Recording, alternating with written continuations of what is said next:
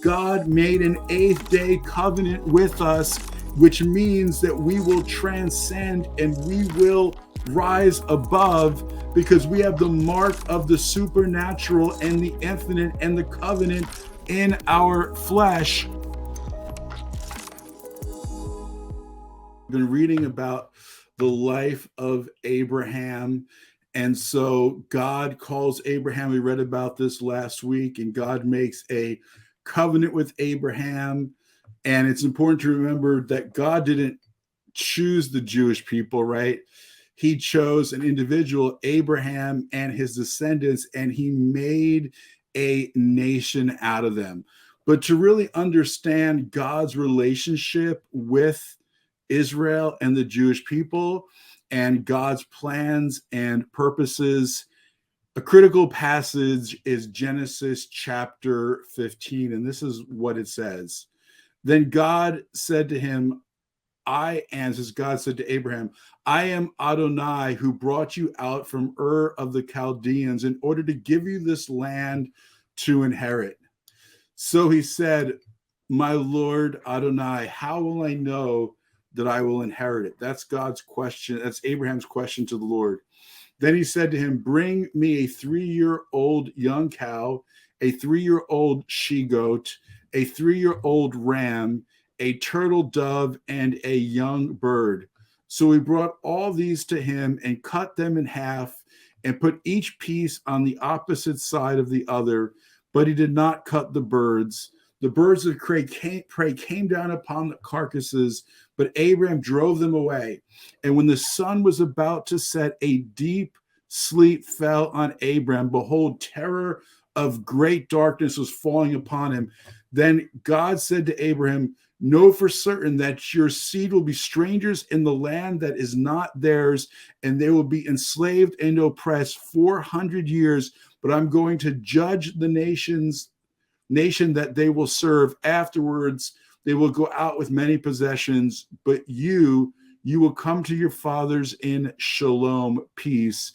You will be buried at a good old age. Then in the 4th generation, they will return from there, for the iniquity of the Amorite is not yet complete. So this is the show. This is what we see going on here. Okay. So it's important to understand what's going on. So usually whenever God makes a covenant, okay, there has to be a sacrifice that is offered.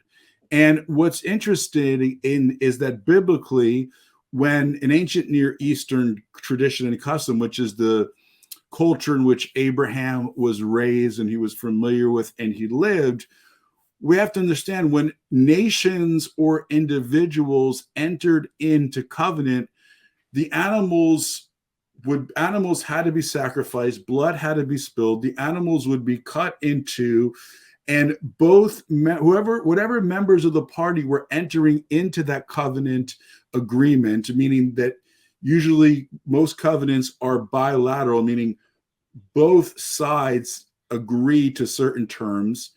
Both those individuals would walk between the covenant of the parts, meaning between the different parts of the animals, okay, symbolizing that if I break this covenant, may I have happened to me what happened to these animals. So what's amazing, though, is that God didn't make a conditional or bilateral covenant with Abraham, right? A conditional or bilateral covenant is agreement that is binding on both parties and requires both parties to fulfill the vows and the promises made. And if one of those members of the party doesn't live up to their covenantal responsibilities or obligation, the covenant is broken and there is severe consequences for the individual who doesn't live up to their end of the bargain. Why is this so significant? Because God has Abraham sacrifice these animals, then a deep sleep falls upon him, right? What's interesting is that a deep sleep fell on Adam when God took Eve from his side. Adam was completely passive. We also see in the book of Acts, Peter fell into a deep sleep or trance when he had the vision on the roof with the sheet coming down from heaven. And there is a connection here, which would be interesting to explore at some point. But the point is that Abraham falls asleep. He's totally passive. This means Abraham does not pass between the parts, but God passes between the parts. And so what that means is that the covenant that God makes with Abraham and with Abraham's descendants is what's known as an unconditional and unilateral covenant. What that means is that Abraham and his descendants can not live up to their highest level. They can be unfaithful to the covenant, and they can forfeit experiencing the blessings of the covenant, but they can never be completely cut off from the covenant, because the covenant that God makes with Abraham is unconditional. The covenant that God makes with Abraham is eternal, and it is unilateral. God promises to fulfill the covenant, even if the descendants of Abraham don't always fulfill the covenant, even if for generations the majority of them are not faithful. They can lose out experiencing the blessing in that generation or in those generations. But once God makes a covenant, once God has sworn, once God has made a promise, he will not renege.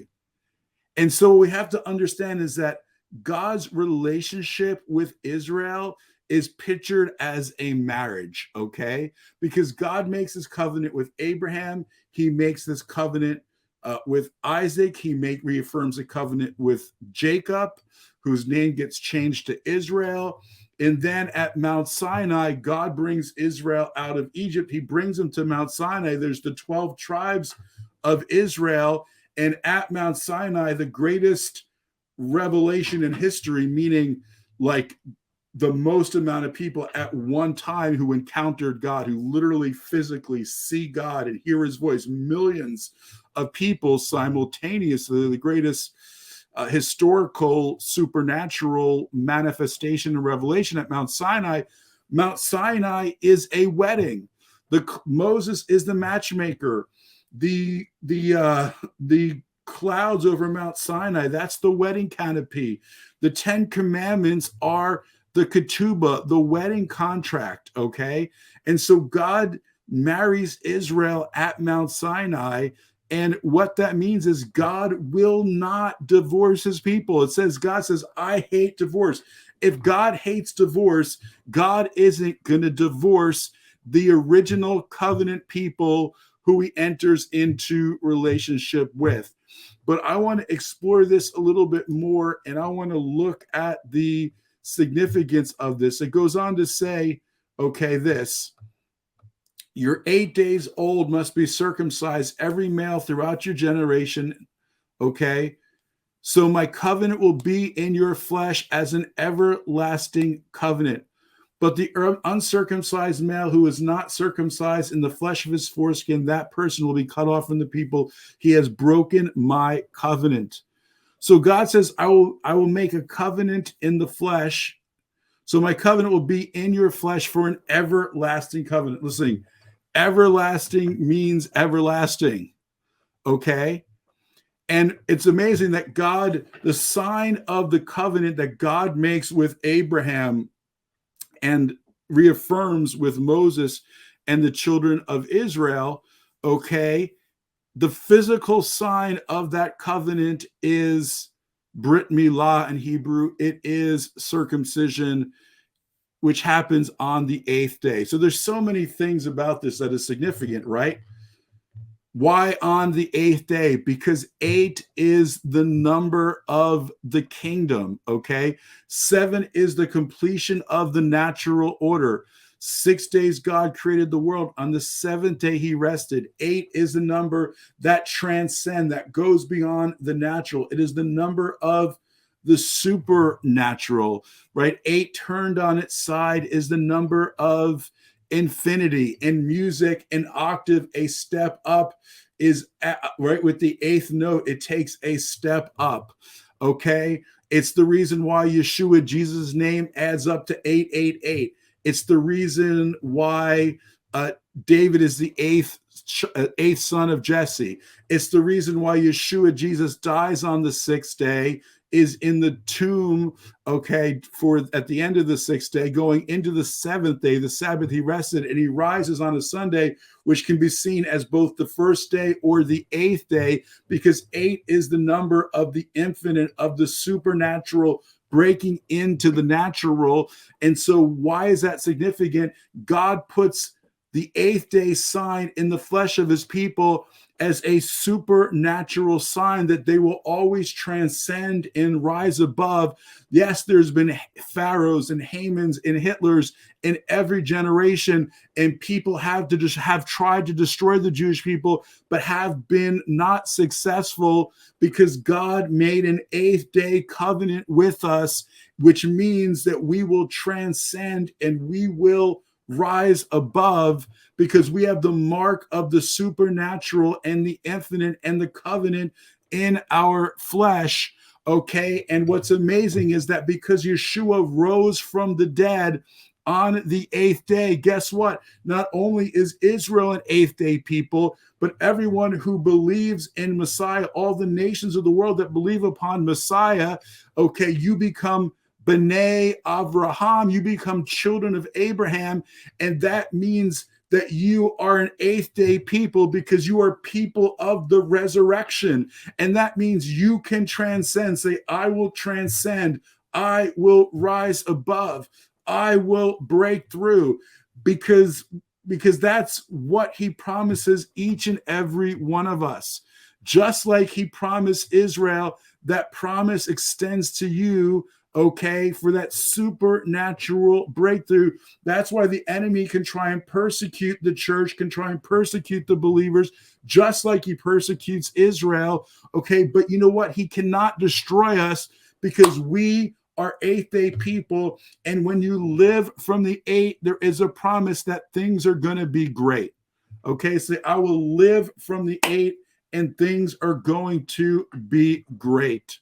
Okay, so God reaffirms this promise over and over and over again throughout the 5 books of Moses.